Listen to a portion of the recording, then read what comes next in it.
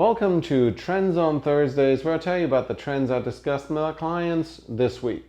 This week I'll talk about Colabs, chat and messenger, banner ads, and breaking the internet. First up, you can now return Amazon purchases at Kohls. This is an interesting trend in unusual partnerships.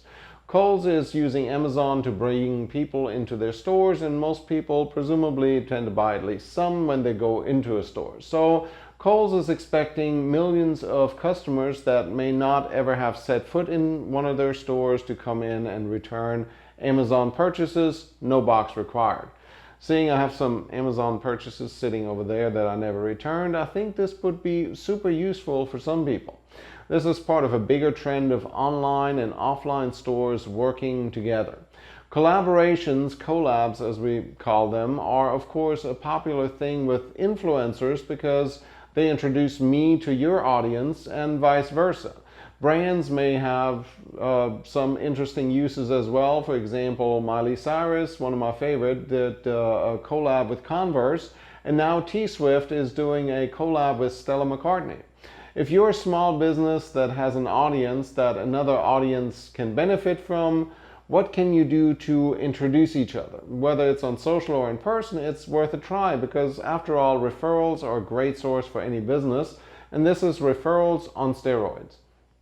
Next up, chat and messenger statistics are off the charts. 30% of consumers expect a live chat option on your website, and that number more than doubles when they visit from a mobile device. And that, by the way, is probably most of your traffic these days.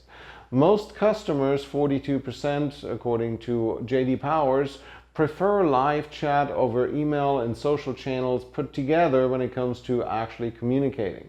According to some statistic, 3 out of 4 consumers will be reluctant to make any purchase on the website that doesn't offer a live chat option. I assume this is for bigger or complicated purchases, by the way, and not like, I don't know, a pizza.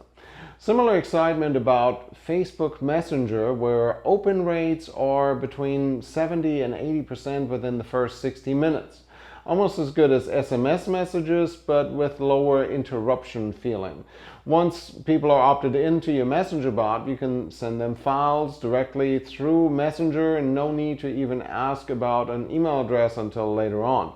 Of course, chatbots are becoming more sophisticated as well. I can, for example, set up a Facebook post and simply ask people to comment to opt in.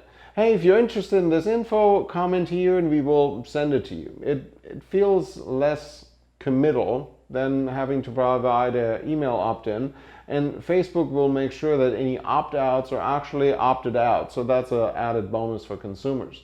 So if you haven't tried messenger bots for your own Facebook page, please do so.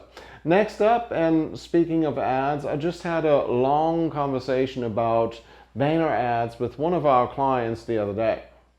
See, the traditional media likes to offer ads on their website to boost their sales in their ever-declining traditional media space. Buy an ad in the paper and you'll get a few thousand impressions on the paper's website, or make it a few 10,000. In case of the newspaper, matter of fact, they are usually pay gating the content, making the odds even slimmer for someone to click on that banner ad. Matter of fact, according to a fun stat by Polar.me, you're more likely to get into Harvard, become a Marine, climb Mount Everest, have twins, or have a full house in poker than to click on a banner ad. I had some media person offer one of our clients 800,000 impressions the other day for a ridiculously low price, but nobody ever specified where they're running.